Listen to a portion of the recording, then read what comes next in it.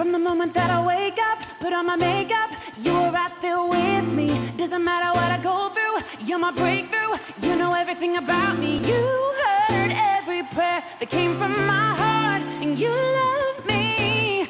Yes, you love me. Woo! When I think of how you made me, it's amazing. I reflect your beauty every moment that I'm living. No counting your thoughts toward me.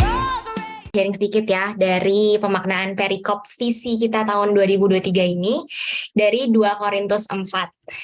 And kalau teman-teman notice, dari awal tahun pembahasan kita diambil dari perikop visi 2023 kita tentang menjadi terang ya, dari 2 Korintus 4. And waktu itu ayat 1 sama 2 udah dibahas sama sis Wang Mengman, terus ada sis Elita yang bahas ayat 3 sampai 6, ada Bro Tian dan sis Yudit yang juga bahas sampai ayat 11, terus Cirika juga ya bahas sampai ayat 11, dan hari ini kita mau lanjut sama-sama bahas sampai ayat yang ke-15, sampai satu perikop tentang harta rohani dalam bejana tanah ini selesai. Dan mungkin kita mikir ya, kayak aduh ini jadi terang lagi, apalagi yang mau dibahas gitu ya. Tapi just like all other perikop di Alkitab, 2 Korintus 4 ini kayak very deep, very rich, dan banyak banget yang bisa kita kulik. And when we let the Holy Spirit untuk ngajarin kita and to speak freely with us, we'd be surprised at how much more we can understand. Karena even as I'm preparing, I am surprised sama seberapa banyak yang sebenarnya bisa digali dari beberapa ayat ini aja. Oke, mungkin boleh, aku share screen ya, sebentar.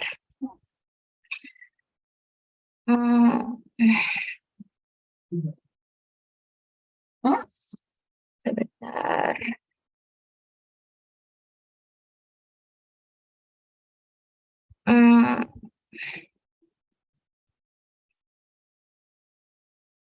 Oke, udah terlihat screen-nya? Udah. Thank you. Oke, mungkin before I continue, kita sama-sama baca dulu dari 2 Korintus 4 ayat 10 sampai 15 ya, pembahasan kita malam hari ini. Yuk kita boleh open mic, kita mau sama-sama baca ya. 1, 2, 3. Kami senantiasa membawa kematian Yesus di dalam tubuh kami, supaya kehidupan Yesus juga menjadi nyata di dalam tubuh kami.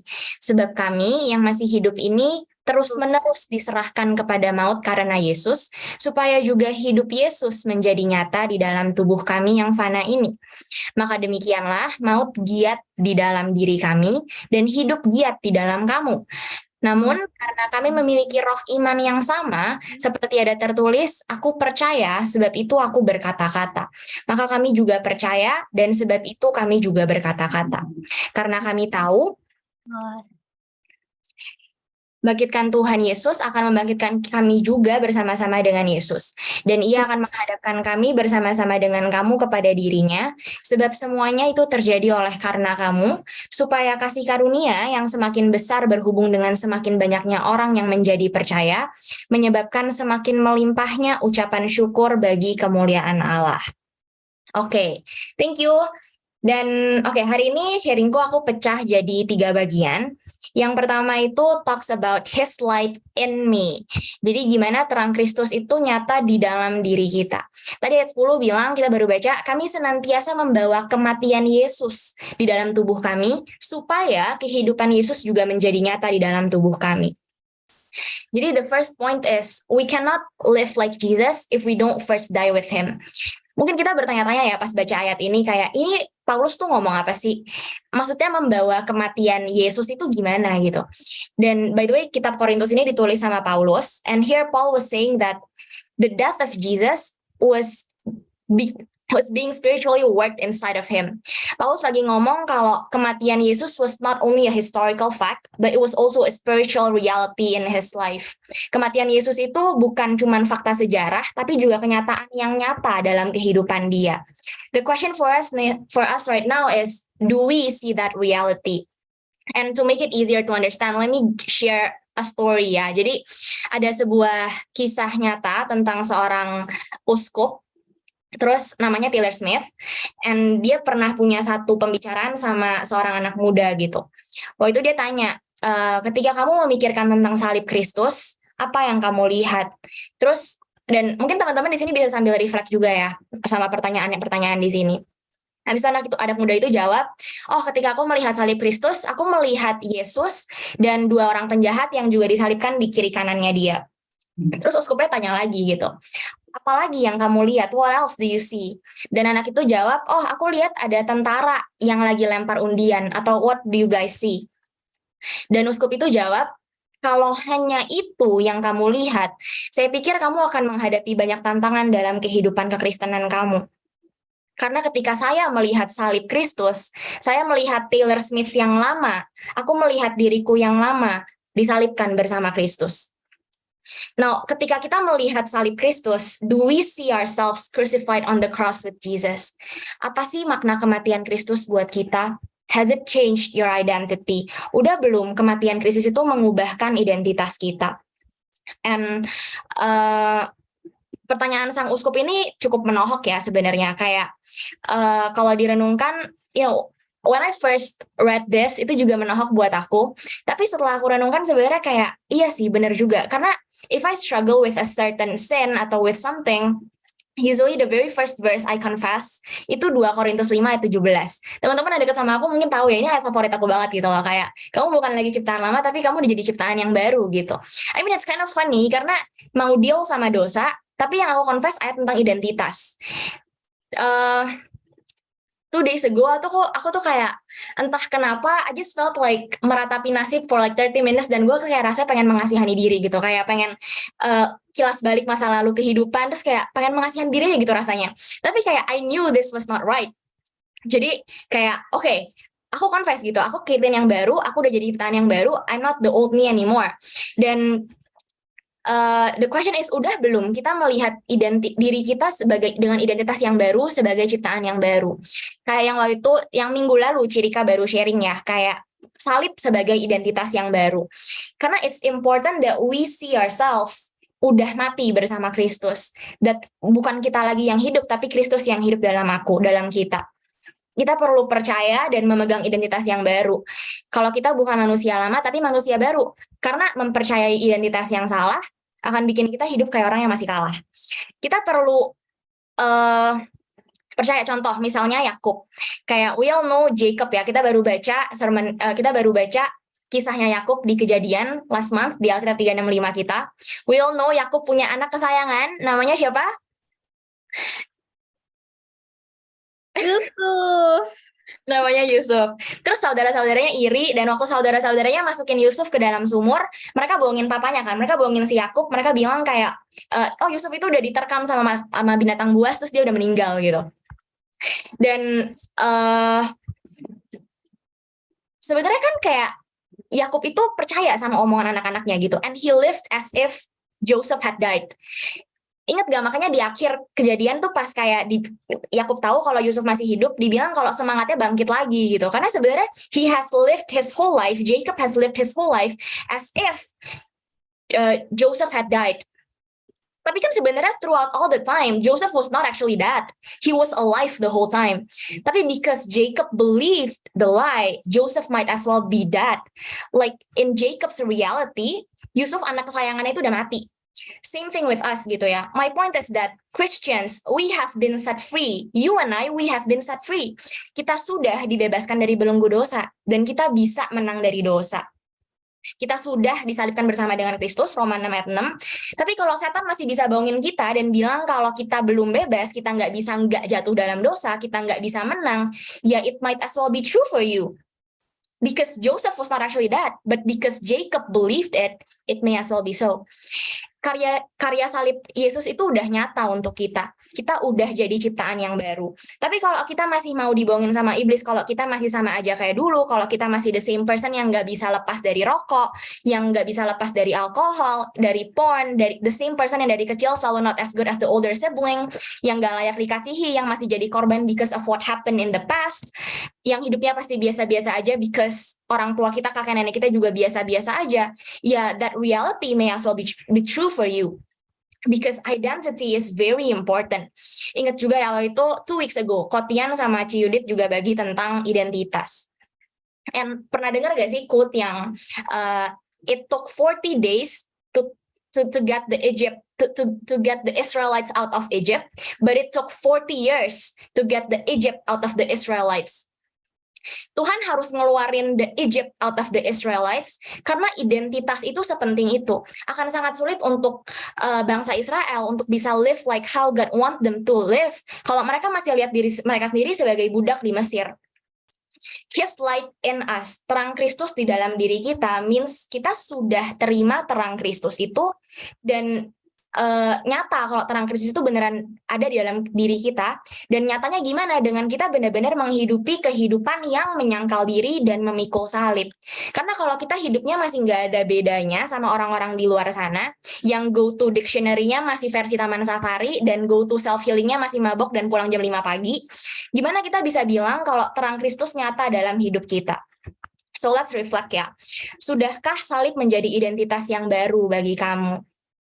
Kalau belum, let us reflect, laras renungkan karya salib Kristus dan confess ayat-ayat yang menyatakan kalau kita sudah mati bersama Kristus dan kita sudah jadi ciptaan yang baru. Because we cannot live like Jesus if we don't first die with Him. Kita lanjut ya, ke ayat 11. Dibilang, sebab kami yang masih hidup ini terus-menerus diserahkan kepada maut, karena Yesus, supaya juga hidup Yesus menjadi nyata di dalam tubuh kami yang fana ini. So the second point is, the death of self is to be continuously worked upon. Jadi ayat 10 bilang, kami senantiasa membawa kematian Yesus di dalam tubuh kami. Senantiasa, terus-menerus, continuously worked upon secara de facto. Karena secara de jure-nya kan kita sudah mati bersama Kristus. Tapi secara faktanya, kita mungkin masih ada yang jatuh dalam dosa. Ya kita harus terus-menerus bawa kematian Kristus dan serahkan hidup kita kepada maut. Because His light can't really shine in and through us if the veil of our old life is not yet torn. Ada nggak sih dosa, keinginan mata, keinginan daging, atau keangkuhan hidup yang masih jadi veil, jadi what is veil? Yang jadi selaput gitu ya, yang masih nutupin kita, menutupin terang Kristus from being able to shine freely through your life. Apa aja hal-hal dalam diri kita yang perlu terus-menerus diserahkan kepada maut? Kayak yang Cirika ngomong juga last week about following Jesus ya. Menyangkal diri ya, kita menyalibkan diri kita, bukan kita lagi yang jadi Tuhan. Kita udah mati, tapi sekarang Kristus yang telah menyerahkan dirinya untuk kita, yang hidup dan jadi Tuhan dalam diri kita. Dibilang kalau kita harus terus-menerus menyerahkan diri kita kepada maut, supaya hidup Yesus jadi nyata dalam tubuh kita. Because there can never be two masters. It's time that we get out of the driver's seat and let Jesus sit in there. Karena antara kita yang jadi Tuhan, atau Tuhan yang jadi Tuhan. Dan gimana sih prakteknya terus-menerus menyerahkan hidup kepada maut? Kayak lebay banget gitu rasanya menyerahkan hidup kepada maut. Dan ya bukan ke kuburan seminggu 2 kali gitu ya, tapi kayak simpelnya ya kita praktek disiplin rohani. Disiplin rohani lagi, tapi that's the answer actually. Karena disiplin rohani itu langkah praktis yang nunjukin kalau kita terus-menerus menyangkal diri kita dan mematikan daging. I don't feel like reading the Bible this morning. Pagi ini I just want to sleep again and like don't read the Bible, and I don't feel like praying at all. I don't feel like worshiping apalagi kayak ikut famsel, kayak oh my gosh, no. Tapi ya kita sangkal diri kita gitu, because it's not us yang Tuhan. Diri kita maunya nonton YouTube, nonton TV series baru keluar, apa segala macam whatever it is. Tapi kita sangkal diri kita dan kita tetap ikut DNA, kita tetap baca firman, tetap berdoa, tetap ikut famsel, tetap ikut Friday service. Itulah sangkal diri. Atau nggak harus lebay-lebay gimana. Tapi kayak 2 nights ago sebenarnya. Ya, 2 nights ago aku baru gagal. Udah full seharian, terus jam 11:30 malam gitu kayak I still have some work to catch up on, urusan kayak les Mandarin, and then I knew I should finish that it. Tapi daging aku pengen kayak scroll Pintuoduo karena tahu aku di sini error. Jadi by the way Pintuoduo itu kayak Tokopedia Indonesia lah. And then kayak padahal itu bisa besok aja gitu loh, nggak harus jam 11:30 malam dan aku udah capek. Tapi kayak aku bandel sih, jadi aku tetap scrolling gitu. And guess what guys, kemarin aku meriang gak bisa tidur. Tapi apa ya, kayak ini loh, menyerahkan hidup kepada maut tuh hal-hal simple dimana kayak kita salibkan daging kita dan kita ikutin pimpinan Roh Kudus. Atau menyangkal diri can come in the simplest form of menyangkal diri kita yang maunya nunda-nunda terus, atau yang pengennya spend kayak udah 30 menit lagi deh, golar-golar lagi deh. Kayak kita menyangkal diri kita and we do what we have to do. Atau mungkin ada juga disiplin-disiplin yang Tuhan secara khusus panggil kita untuk lakukan. Kayak last week I watched videonya Paul Baloche. Is that how you pronounce it? And he spoke on how sometimes God prompts us to do things that not everyone has to do. Kayak boleh nggak baca novel? Boleh, nggak dosa. Tapi kayak for me personally, I feel God prompting me untuk nggak baca novel this year. Dan ya udah, kayak not read it at all. Atau sekarang aku lagi puasa es krim, biskuit, dan segala macam dessert. Karena aku tahu aku selama di Cina ini tuh kayak bener-bener apa ya, manjain daging banget gitu. Aku pengen makan apapun I eat gitu. Dan kayak it's very sad karena seringkali ketika kita beneran mau praktek, tantangannya itu banyak gitu ya. Kayak ini baru earlier this week, I think it's on Monday, aku baru bilang aku mau puasa es krim dan segala macamnya. It was on Sunday I decided. On Monday besokannya itu kayak dari organisasi kampus ada bagi-bagi misya gratis. Gue kayak oh my gosh, that's my favorite ice cream. Tapi kayak oke, Caitlin nggak makan. Tapi intinya adalah izinkan yuk terang Kristus itu nyata bebas dalam diri kita, lewat kita benar-benar mengambil identitas yang baru dan terus praktek disiplin dan taat sama apa kata Tuhan. Oh ya, soal taat ini juga nggak cuman masalah disiplin rohani, taat disiplin ya, tapi kayak dalam setiap aspek hidup kita gitu, taat untuk memilih mengampuni walaupun perasaan rasanya nggak mau ngampunin sih. Karena yang jadi Tuhan bukan perasaan kita, tapi Tuhan. Kalau Tuhan bilang mengampuni ya kita ampuni. Atau taat untuk nggak bohong, untuk nggak gosip walaupun serupol, atau taat untuk taat yang nggak harus terlihat di luar, tapi taat juga in our private lives. Udah belum kita bisa jaga hati, jaga pikiran, jaga imajinasi, where no one else can see. Udah belum kita taat dalam hal-hal yang orang lain nggak bisa lihat. Because when we follow Jesus, we follow Him in all aspects of our life. Oke, kita lanjut ke next part. His light through me. Oke, ayat 12 dibilang, maka demikianlah maut giat di dalam diri kami dan hidup giat di dalam kamu. So the first point here is, in the most crucifying situations, the light and life of Christ shine through the brightest. Mungkin ayatnya rada ngebingungin ya, kayak apa sih maksudnya maut giat dalam diri kami, hidup giat dalam diri kamu gitu, kayak what is this gitu. Tapi ada yang interpret kalau these words are actually a smart ironical expression. Paulus lagi bilang kalau jadi Paulus lagi ngomongin tentang gimana ada orang-orang percaya waktu itu yang lihat penderitaannya Paulus dan malah mikir kalau ajarannya Paulus itu sesat. Soalnya penderitaannya Paulus tuh banyak banget gitu. Tapi dalam meresponi hal ini, Paulus bilang di sini, kayak intinya the life of Christ is at work at the Corinthians exactly because Paul has been willing to keep going through the suffering. Jadi enabled by the power of God. Jadi instead of mempertanyakan Paulus, harusnya jemaat di Korintus itu bersyukur karena apa yang Paulus sudah endure, udah lewati, demi bawa kabar baik dan bring life to them all gitu. Jadi ayat ini sebenarnya kayak ngerangkum apa yang Paulus udah tulis di ayat sebelumnya, di mana kematian itu harus terus-menerus nyata. Dan kematian itu terus-menerus nyata di dalam diri dia. Makanya dibilang, maut giat di dalam diri kami.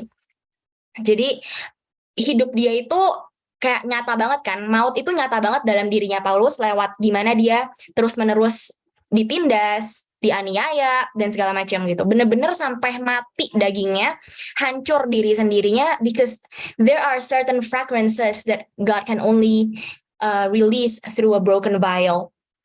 Dan jadi Paulus ini tetap jadi terang, even through all the afflictions, karena justru in the sufferings, terang dan kuasa Tuhan bisa jadi lebih nyata. Ingat gak di 2 Korintus 12 ayat yang kita semua suka, my grace is sufficient for you, karena kasih karuniaku cukup bagi kamu. Itu konteksnya kan Paulus lagi minta sama Tuhan, Tuhan angkat dong duri dalam dagingku ini. Tapi kayak Tuhan jawab kayak justru kasih karuniaku cukup bagi kamu, karena dalam kelemahanlah kuasaku jadi sempurna. Just like how kayak quote-quote-nya, stars shine the brightest when it's the darkest nights gitu kan. Jadi kayak saat kita benar-benar udah nggak mampu lagi, kita udah benar-benar nggak sanggup lagi, seringkali di situ paling nyata sih kuasa Tuhan. Karena kita benar-benar tahu, it's not me God, it's not me, but it's you. Dan hal-hal yang benar-benar ada di luar kendali kita, our family yang udah jadi bahan doa kita for years, circumstances yang can't seem to change, We need to start letting go of the control and start letting God be God. Karena many long to know the power of his resurrection, but want nothing to do with the fellowship of his sufferings or being comforted to his death. Mungkin kadang ada orang yang mikir kalau kita udah ikut Tuhan, hidupnya bakal terus mulus, atau nggak bakal Tuhan bantuin lah sesuai apa yang kita doakan gitu. Tapi ayat ini menyadarkan kita kalau anak-anak Tuhan yang benar-benar serius ikut Tuhan, itu juga masih bisa Tuhan izinkan ngalamin hal-hal yang nggak enak kayak Paulus gitu ya. Tapi we see gimana di tengah-tengah hal yang nggak enak yang Tuhan izinkan, Tuhan juga punya rencana. Ada tujuan Tuhan di balik itu. Ada terang Tuhan yang semakin nyata di balik itu semua. Yuk, let's look beyond the darkness, look beyond the sufferings, look beyond the penderitaan yang menyakitkan. Mungkin orang tua yang otoriter, masa lalu yang nggak enak, teman-teman yang toxic, the lack of comfort, atau bahkan penderitaan of harus sangkal diri dan harus pikul salib dan gak bisa ikut-ikutan ke orang di luar sana gitu ya. Karena ada terang Kristus beyond it all. Ada terang Kristus yang bisa dinyatakan di balik semua itu. Jadi let's reflect. Apa sih yang jadi suffering dalam kehidupanmu hari-hari ini? And how does that allow Christ's light to shine brighter through you? Kita lanjut ya. Di ayat 13 dibilang, namun karena kami memiliki roh iman yang sama, seperti ada tertulis, aku percaya sebab itu aku berkata-kata. Maka kami juga percaya dan sebab itu kami juga berkata-kata. The next point is faith creates testimony. Talking about his light through us, di mana kita jadi terang secara aktif, itu dimulai dari iman. Aku percaya sebab itu aku berkata-kata. Faith creates testimony. Paulus benar-benar percaya kalau Tuhan punya rencana di balik semua penderitaan dia. Dan Paulus benar-benar percaya dan benar-benar mengalami mati dan bangkit bersama Kristus. Makanya Paulus nggak ragu untuk berkata-kata. Yuk, let's reflect. Kita udah belum sih percaya kalau beyond setiap hal yang nggak enak yang kita alamin, beneath the shadows, beneath the dark, ada rencana Tuhan loh di situ. Because when we live by faith, akan ada banyak testimoni yang kita bisa ceritain. Faith creates testimony because faith sets the stage for his power to really work. Ingat gak how Jesus did little miracle di Nazaret? Ada ayatnya di Matius 13. Kayak gak banyak mujizat yang Tuhan lakukan di situ karena ketidakpercayaan mereka. Atau pas Yesus mau bangkitin anak perempuan yang meninggal itu, terus Yesus usir semua orang di sana yang lagi berkabung, terus Yesus masuk ke sana gitu buat bangkitin perempuan itu yang Yesus bilang ini cuma tidur. Karena an environment of faith is very important. And what's cool sebenarnya, even in our doubts, even in our questions, even in our unbelief, kita bisa bilang ke Tuhan dan minta Tuhan yang tolong. Kayak si bapak yang kita baru baca kan ya tadi pagi atau kemarin ya, yang dia bilang dia mau anaknya sembuh. Dia bilang I want to believe but help me with my unbelief. Aku percaya tapi tolonglah aku dengan ketidakpercayaan aku. I find that these days iblis itu banyak nanemin benih-benih pertanyaan ya. The seeds of doubt yang at its core sebenarnya mempertanyakan Tuhan dengan sikap hati yang salah. Kenapa Tuhan panggil dia pulang secepat ini? Dia orangnya baik loh. Kenapa Tuhan masih belum jawab-jawab doanya aku? Kenapa perintah Tuhan itu ribet banget, nggak boleh ini, nggak boleh itu, dan kita curiga sama Tuhan. Kayak apa yang tadi Sis Elita bilang di awal. Look, kita boleh aja tanya sama Tuhan, tapi sikap hati kita makes all the difference. If we're struggling to believe, if we're struggling untuk bisa lihat beyond hal-hal yang kita nggak ngerti, kata kuncinya ya, we need faith for it. And iman timbul dari pendengaran akan firman. So, let's read the Bible and have the faith for it. So, do we have the faith that in all things God works for your good, for the good of those who love Him? Okay, I think at this point we have all known gimana Paulus benar-benar menderita for Christ. Gimana maut benar-benar nyata dalam dirinya Paulus, dan hidup Kristus juga benar-benar nyata dalam diri dia. And it's undoubtable lah ya, kalau hidup Paulus itu benar-benar jadi terang. Terang Kristus benar-benar nyata dalam hidup Paulus. Tapi mungkin we wonder ya, kayak gak setiap kali harus sampai selebay itu kali Kate. Mungkin banyak yang mikir, aku hidup baik-baik aja, gak gimana-gimana, gak mau yang gimana-gimana, tapi juga gak mau yang terlalu fanatik gitulah ikut Tuhan. Yang penting kan percaya Tuhan, gak lakuin yang aneh-aneh. Ya jadi terang lah, berbuat baik when I can. Toh aku juga gak mau jadi pendeta or anything. Oke, siapa yang di sini murid Yesus? Oke, you know your answer ya. Dan kita mau sama-sama lihat yuk, kita mau sama-sama reflect murid-murid Yesus yang terdahulu. Kita mau reflect sebenarnya we are not that far off from them kok starting place-nya. Satu kesamaan dari yang jelas dari semua murid Yesus, mungkin kecuali Yudas Iskariot ya. Mereka semua jadi terang gitu. Yuk, let us sama-sama see murid-muridnya Yesus, Jesus 12 disciples. Yang pertama, Peter. Petrus seorang penjala ikan, emosian, impulsif, but later in his life, his decisiveness transformed him into someone the early church constantly relied on. He was even the first pope. Dia paus pertama gitu ya. Dan kemungkinan dia usia 25-an, meninggalnya disalib terbalik di zaman Kaisar Nero karena dia anggap dia nggak layak untuk disalib sama kayak Yesus. Habis itu, let's see the next one.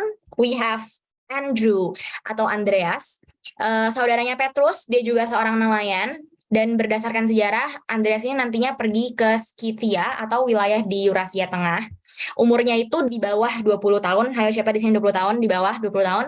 Dia meninggalnya di Patras, dan kayak Petrus, dia juga merasa nggak layak untuk disalib kayak Yesus, makanya dia disalib dengan salib bentuk X. Bahkan sejarah mencatat kalau dia ikut Yesus tuh sampai segitunya, sampai as he hung on the cross, he preached the entire time. Bayangin gak sih? He hung on the cross and he was preaching the entire time. Kayak the gospel as his last spoken words, literally. Jadi siapa dari kita yang susah dikit ikut Tuhan, harus 3 disiplin pribadi, 3D itu udah rasanya mau komplain aja terus, nyalahin Tuhan segala macam. Oke, kita lanjut ya. Yohanes, John, dia juga seorang nelayan, saudaranya Yakobus, anak Zebedeus, umurnya juga di bawah 20 tahun, dan dia memberitakan Injil di Efesus, terus dia nantinya dibuang ke Pulau Patmos, di mana dia tulis kitab Wahyu gitu ya. He got the revelation to write Revelation. I just find that funny. Oke, habis itu ada Yakobus, James, son of Zebedee, anak Zebedeus, dia juga seorang nelayan, dan dia dibunuh sama Raja Herodes dengan pedang. Terus sejarah mencatat kalau dia beritain Injil ke Spanyol. Habis ada Filipus, dia juga seorang fisherman, dan his most notable moment in his life yang tercatat dalam Alkitab adalah ketika dia bawa Nathanael ke Yesus gitu.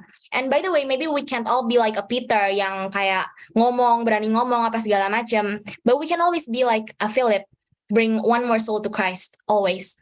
Oke, anyway, umur dia juga di bawah 20 tahun, dan meninggalnya Filipus ini ada beberapa kontradiksi di sejarah, tapi banyak yang bilang kalau dia juga disalib. Habis itu ada Bartolomeus, dia ini sejarah bilang meninggalnya dia dikulitin dan dipenggal kepalanya. Oke, habis itu ada the doubting Thomas, yang bilang ke Yesus, kalau aku nggak lihat bukti paku di tanganmu, aku nggak akan percaya.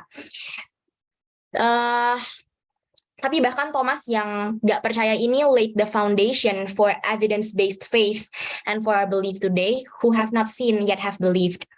Dan Thomas ini ke India nantinya, dan dia dibunuh di sana. Dan menarik ya, kalau teman-teman notice sebenarnya hampir semua murid Yesus ini end up di tempat lain gitu. They don't flock with each other. Satu di India, satu di Spanyol, satu di Mesopotamia, satu di whatever gitu. Dan mereka pergi kemana-mana gitu. Mereka nggak jadi gudang garam, guys. Jadi let's go out and be the light. Anyway, kita lanjut. Ada Matius, a tax collector, dia pemungut cukai, dan banyak yang percaya dia juga jadi martir. Habis itu ada Yakobus, anak Alfeus. Dia juga sejarah mencatat kalau dia pertama beritain Injil di Yudea, terus ke Samaria, Idumea, Syria, segala macam. Habis itu ada Simon. Simon ini beritain Injil di Mesir, terus dia ke Persia, dan banyak kontradiksi sih dia meninggalnya gimana. Dan terakhir Yudas Iskariot. Need I say more about him? The infamous Judas, we all know him. Oke, mungkin looks redundant ya. Ini Caitlin ngapain sih kasih biodata 12 murid Yesus gitu ya. Tapi we can actually reflect a lot dari biodata mereka.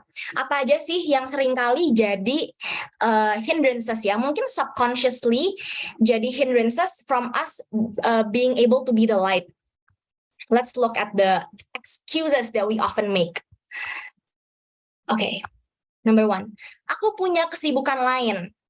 Aku kerja tuh udah seharian, belum lembur, belum bagi waktu sama keluarga, terus ada onsite pula, masih mesti, iya. Anyway, kayak itu yang harus rajin banget 3D, yang harus segala macam, itu mah yang pendeta-pendeta aja lah. Tapi anyway, none of Jesus' disciples were pendeta sih in the first place. By the way, Jesus calls fishers, not idlers. By the way, idlers itu kayak orang-orang yang malas dan nggak ngapain gitu, nggak punya kerjaan. Dan we are not necessarily called untuk jadi full timer semua sih di gereja. No, by the way di sini kita juga percayanya kalau kita hybrid ya, kayak Paulus yang dari tadi kita omongin juga sebenarnya dia penjual tenda kok. Dia punya kesibukan lain juga. Once again, we are not called untuk jadi full timer gitu, tapi we are all called to do the Great Commission, untuk melaksanakan amanat agung, to go jadikan semua bangsa murid. Makanya BCC kan visinya menjadi terang bagi kota melalui komunitas yang memuridkan. When we're studying at school, ya we build community. When we disciple people, nggak harus status, tapi kita belajar berfungsi. Kita hadirkan kebenaran, sukacita, damai sejahtera, dan kuasanya Tuhan. Aku belajar ya sama di China untuk belajar berfungsi gitu. Kayak to lend my ears to those in need, to pray for them, sampein pesan Tuhan, pesan yang Tuhan taruh. And what I found selama 1 bulan aku di sini itu kayak ada banyak sih guys orang-orang di sekitar kita yang butuh Tuhan. And when we want to make more time for other people, to pray more for them, and to talk deeper with them, kita bisa berfungsi. Habis itu the second excuse, aku masih terlalu muda, aku masih mau enjoy lah masa muda kan. It doesn't come twice in your life. Kayak aku masih mau senang-senang dulu, nanti lah kalau udah married, udah apa segala macam baru lebih serius ikut Tuhan. Anyway, ini murid Yesus, all of them, maybe aside from Peter, itu were likely usianya di bawah 20 tahun. Tahu dari mana? Alkitab kan nggak mencatat. Yes, Alkitab nggak mencatat, tapi kalau kita gali dan kita kulik sejarahnya, kelihatan kok estimasi usia murid-murid Yesus ini.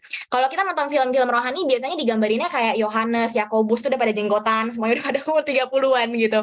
Tapi sebenarnya it's not so right, it's not so accurate, karena kalau kita baca peraturan like the law di zaman dulu, kayak at 5 years old, one is fit for the scripture. At 10 years old, the Mishnah, which is the oral Torah interpretations.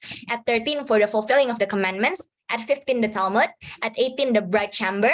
At 20, pursuing a vocation. At 30, for authority. Nah, jadi di budaya Yahudi dulu, seorang anak itu udah bisa mulai belajar Alkitab mulai dari usia 5 tahun. Terus usia 10 tahun mulai belajar interpretasinya. Usia 13 udah dituntut untuk mentaati hukum-hukum Taurat. Terus usia 15 udah Talmud, dan usia 18 itu banyak kan udah pada nikah. Terus usia 20 udah fokus ke satu kerjaan, usia 30 udah bisa jadi rabi. Jadi dulu itu di usia 18, rata-rata cowok-cowok Yahudi udah pada married. Dan di Alkitab yang tercatat udah nikah, itu cuma Petrus doang. Jadi ini memberikan implikasi kalau murid-murid Yesus itu yang lain di bawah 20 tahun, bahkan 15 tahun. Jadi dulu itu basically usia 15 itu udah selesai belajar. Kalau kita kan lama ya di sini ya, belajarnya sampai usia berapa, 21 kali ya. Jadi dulu orang Yahudi itu mau banget anak-anaknya dididik sama seorang rabi. Kayak zaman sekarang orang tua pengen lah anaknya melanjutkan studi sampai S3 kali gitu ya, sama maksudnya studi setinggi mungkin gitu kan. Jadi zaman dulu tuh mereka juga mau anak-anaknya nggak cuma sampai usia 15, tapi lanjut lagi belajar di bawah seorang rabi. Nah, the case is waktu itu kalau anaknya pinter, jadi pas dia selesai Torah umur 15, dia bakal dapat rabi yang ambil dia sebagai muridnya. Dan murid ini benar-benar harus pintar, showing proficiency, dan hafal very large portions of the law and kitab para nabi. Jadi mungkin contohnya itu Paulus ya, kayak an extremely smart Jewish student from Tarsus sent by his rich parents untuk belajar di bawah rabi terkenal si Gamaliel. Nah, tapi kalau si anak ini pas usia 15 nggak sepinter itu, dia nggak dapet rabi. Makanya mereka bakalan langsung magang biasanya di usia 15, dan biasa mereka magangnya ngikutin pekerjaan orang tuanya. And we can see this in the family of James and John, gimana Yakobus sama Yohanes, keluarganya nelayan, jadi mereka ngikut magang jadi nelayan. Jadi they would have been more than 15, tapi nggak nyampe 20 juga, between 15 and 20 usianya. Terus yang mendasari hipotesa kalau murid-murid Yesus ini juga sebenarnya belum married, itu kayak yang di Matius 17, pas ditanya soal bayar pajak, terus Yesus cuma suruh Petrus bayar pajaknya. Just for you and me, dia bilang. Padahal kan murid Yesus ada semua di situ. Jadi dulu itu peraturannya untuk orang-orang yang usianya di bawah 20 tahun nggak usah bayar pajak. Jadi kayak implikasinya adalah murid-murid yang Yesus yang lain tuh masih di bawah 20 tahun loh guys. So no excuses that I am too young. Kita bisa kok menghidupi visi untuk jadi terang, untuk sangkal diri, untuk pikul salib dan ikut Yesus sekarang. Okay, the next one is I am not good enough, I am not talented enough, I am not whatever enough. Dan misal, aku tuh nggak sepinter PSM atau PSR. Atau misal, aku nggak sejago Cindy yang kalau ngomong itu bisa lembut tapi tegas gitu. Anyway, faktanya none of the disciples were star students yang smart enough untuk langsung diambil under a rabbi. At the end, tapi we all know kalau mereka semua jadi rasul. They all started a church somewhere. Dan we can start where we are sih guys. Habis itu, aku masih punya banyak masalah pribadi. Ini juga banyak nih. I find this a lot. I still have internal issues. Keluargaku deh beres dulu. Apalah A sampai Z gitu. Tapi we look at Peter. Aduh, look at Peter yang very impulsive, very emotional begitu ya. Kayak baru bilang, aku nggak akan deny you. Habis itu berapa hours kemudian udah nyangkal Yesus 3 kali gitu. Atau look at Thomas gitu ya, yang nggak percaya itu sampai harus megang dulu. Padahal dia udah hidup bersama Yesus 3 tahun. Udah ngeliat terus tuh mujizat-mujizat Yesus. Itu kalau nggak punya internal issues gimana gitu ya. Tapi kayak when I researched about ke-12 murid Yesus, aku sempat stop and think actually. It's so peculiar gitu ya. What a team. Imagine nyatuin a bunch of teenage fishermen with one bapak-bapak si Petrus. Habis itu ada a tax collector, terus ada a skeptical person together in one team of 12 yang kelihatan banget mungkin kayak Thomas sama Petrus lah ya yang kayak bermasalah gitu. Tapi I'm sure all of them had internal issues to deal with. Tapi mereka bisa kok jadi terang. So let's not use it as an excuse. Dan yang terakhir mungkin di sini aku mau bahas adalah hal kita sering bilang aku udah terlalu jauh lah dari Tuhan. Kayak itu buat yang lain aja lah, kayak aku udah terlalu jauh dari Tuhan. Tapi let's look at Matthew, seorang pemungut cukai. Waktu itu pemungut cukai itu orang yang paling gak disukain sama orang-orang Yahudi. Karena mereka itu banyak nyurangin orang-orang Yahudi, suruh bayar pajak ke kerajaan Roma lebih gede daripada yang seharusnya. Jadi di zaman Yesus, pemungut cukai itu dipandang sebagai orang yang derajat dosanya udah sama kayak pelacur. Tapi Jesus called Matthew to follow him and be one of his disciples. Fams, you can never be too dirty for his blood to wash you clean. Aku suka banget quote-nya Corrie ten Boom, dia pernah bilang, there is no pit so deep that God's love is not deeper still. Atau mungkin teman-teman masih ada reason lain, mental blocks yang lain dalam pikiran bawah sadar kita yang hinder kita from being able untuk benar-benar jadi terang. Through first, benar-benar menyangkal diri kita dan ya menyerahkan tubuh kepada maut, memikul salib dan benar-benar mengikuti Yesus. Karena once again, kehidupan yang jadi terang itu pasti kehidupan yang perlu ngikut Yesus yang benar gitu ya. Toh makanya Yesus disebut terang dunia gitu. So let's reflect, ada nggak sih mental blocks dalam pikiran kita yang menghindari kita dari benar-benar bisa ngikuti Yesus dan menjadi terang? Yuk, let's look beyond the sufferings of harus berdisiplin, harus menyangkal diri, atau menyerahkan tubuh kepada maut dan taat sama apa kata Tuhan. Atau mungkin more than that, like the sufferings of dianggap beda sendiri, of keluar dari zona nyaman, dan benar-benar lihat gimana ketika terang Kristus bisa dengan bebas nyata dalam diri kita. Terang Kristus juga bisa dengan bebas terpancar lewat hidup kita. Karena just like the 12 disciples of Jesus, mereka dianiaya. Clear, that's clear. Most of them were martyrs at the end of their lives. Tapi we can also see how makin mereka dianiaya, terang Tuhan semakin nyata lewat hidup mereka. Oke, kita lanjut ya, final part. His light for us. Kita lanjut di ayat 14. Karena kami tahu bahwa Ia yang telah membangkitkan Tuhan Yesus akan membangkitkan kami juga bersama-sama dengan Yesus. Dan Ia akan menghadapkan kami bersama-sama dengan kamu kepada dirinya. Jadi, His light enables us to look beyond the sufferings. Paulus tahu ini gitu ya, he knew kalau dia juga bakal dibangkitkan bersama-sama dengan Yesus. Makanya Paulus nggak nyerah, bahkan di tengah-tengah semua penganiayaan yang dia alamin, because Paul knew this. Paul could see that every death-like trial was just the intro to resurrection power. Jadi kayak Paulus itu bisa memikirkan pikirkan perkara yang di atas bukan yang di bumi, sebab kamu telah mati dan hidupmu tersembunyi bersama Kristus di dalam Allah. Jadi fokusnya Paulus bukan keuntungan atau kenyamanan dunia, tapi he's got his eyes on eternity. Jadi let's reflect ya, sudahkah kita fokus pada perkara yang di atas? Atau kita masih ngukur segala sesuatunya dengan kenyamanan dunia? Last verse, ayat 15.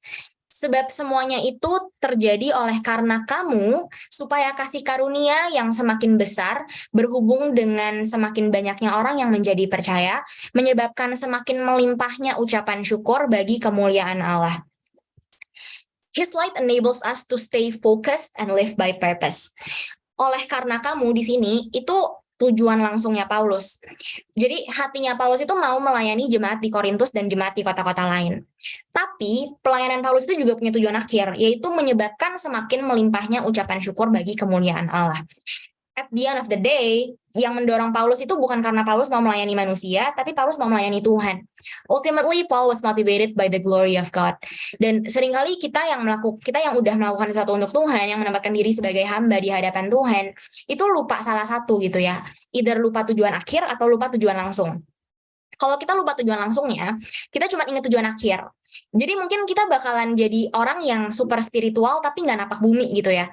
Kayak ada orang yang bilang, gue nggak bisa makan nih gitu ya. Kita bukannya gercep untuk langsung ngirimin dia makan gitu ya. Kita cuma doa kayak, ya Tuhan kasih dia makan gitu. Maksudnya kita cenderung too high spirituality tapi nggak nampak bumi gitu, nggak nginjak bumi. Jadi ada juga yang lupa sama tujuan akhir. Akhirnya kayak fokus cuma melayani manusia dan either jadi sombong atau kayak karena pujian manusia atau karena kecewa karena manusia mengecewakan. Jadi learning from Paul, we need to keep both in mind. Jadi apakah kita udah terus mengingat tujuan langsung dan tujuan akhir dari apa yang kita lakukan? Oke, mungkin banyak banget ya. I'm sorry it's too packed. Tapi apa nih yang bisa kita lakukan? I summed it up. Yang pertama, praktek yuk 3D-nya. Ini digaungkan terus, not for nothing. Tapi kayak I remember like almost everything gitu ya. Kayak it all comes back to 3D guys. Disiplin pribadi, disiplin korporat, dan disiplin pemuritan. Jadi yuk kita praktek 3D-nya. Terus belajar taat dalam setiap aspek kehidupan kita. Sama apa yang jadi perintah Tuhan, sama apa yang jadi the promptings of the Holy Spirit.